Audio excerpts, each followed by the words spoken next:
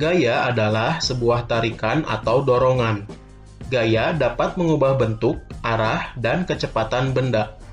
Misalnya pada plastisin, kamu dapat melempar plastisin, menghentikan lemparan atau menangkap plastisin, atau bahkan mengubah bentuk plastisin dengan memberikan gaya.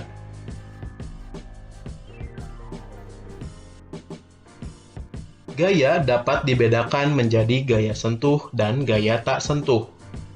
Gaya sentuh contohnya adalah gaya otot dan gaya gesek. Gaya otot adalah gaya yang ditimbulkan oleh koordinasi otot dengan rangka tubuh. Misalnya, seseorang hendak memanah dengan menarik mata panah ke arah belakang. Gaya gesek adalah gaya yang diakibatkan oleh adanya dua buah benda yang saling bergesekan. Gaya gesek selalu berlawanan arah dengan gaya yang diberikan pada benda. Contohnya adalah gaya gesekan antara meja dengan lantai. Meja yang didorong ke depan akan bergerak ke depan. Namun, pada waktu yang bersamaan, meja juga akan mengalami gaya gesek yang arahnya berlawanan dengan arah gerak meja. Gaya tak sentuh adalah gaya yang tidak membutuhkan sentuhan langsung dengan benda yang dikenai. Contohnya seperti saat kita mendekatkan ujung magnet batang dengan sebuah paku besi. Seketika paku besi akan tertarik dan menempel pada magnet batang. Hal tersebut disebabkan oleh adanya pengaruh gaya magnet yang ditimbulkan magnet batang.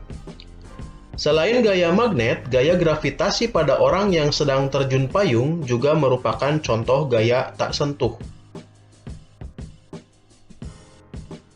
Pernahkah kamu berpikir mengapa saat berada di dalam bus yang sedang melaju kencang dan tiba-tiba bus direm, badan kita akan terdorong ke depan?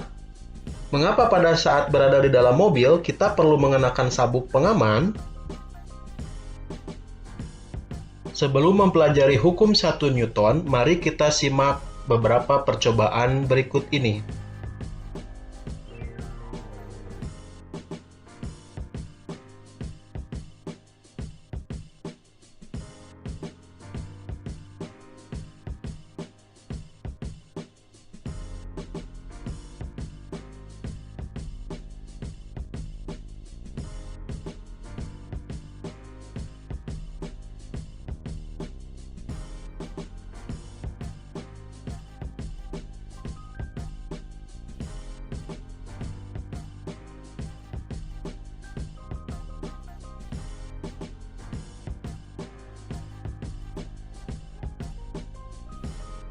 Pada percobaan sifat kelembaman suatu benda, kamu menemukan fakta bahwa gelas akan tetap diam saat kertas ditarik dengan cepat secara horizontal. Hasil percobaan tersebut menunjukkan bahwa benda memiliki kecenderungan untuk tetap mempertahankan keadaan diam atau geraknya dengan kecepatan tetap yang disebut sebagai inersia atau kelembaman benda.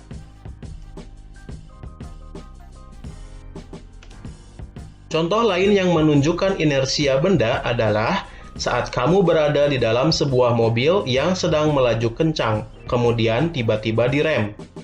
Badan kamu akan terdorong ke depan karena badan ingin mempertahankan geraknya ke depan. Peristiwa tersebut yang pada akhirnya memunculkan ide teknologi sabuk pengaman yang dipasang di kendaraan bermotor, khususnya mobil.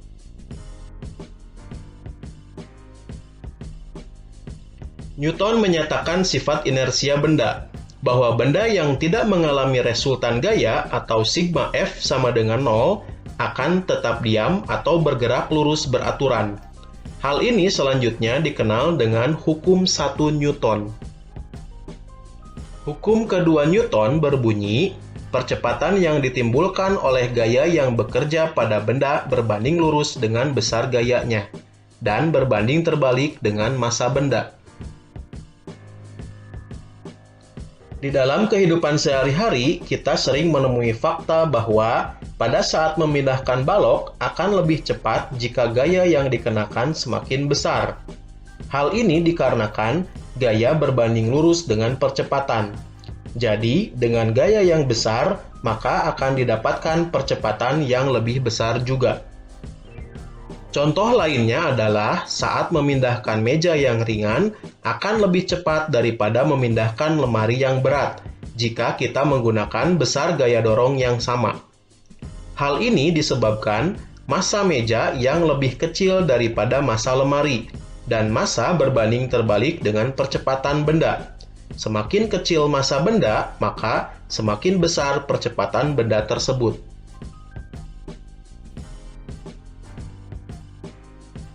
Pernahkah kamu berpikir bagaimana sebuah roket dapat meluncur ke angkasa?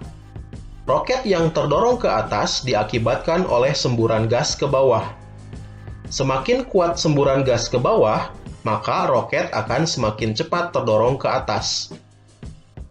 Hukum ketiga Newton menyatakan bahwa ketika benda pertama mengerjakan gaya atau F aksi pada benda kedua, maka benda kedua tersebut akan memberikan gaya atau F reaksi yang sama besar ke benda pertama, namun berlawanan arah, atau F aksi sama dengan negatif F reaksi.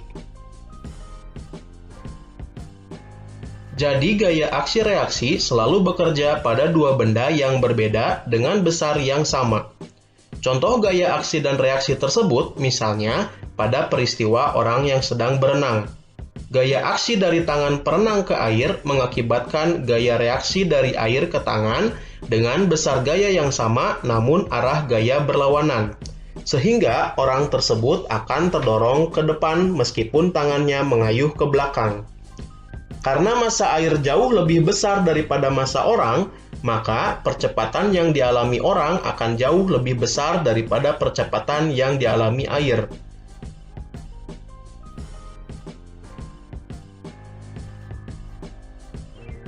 Tahukah kamu bahwa gerak burung terbang dapat dijelaskan dengan menggunakan hukum ketiga Newton?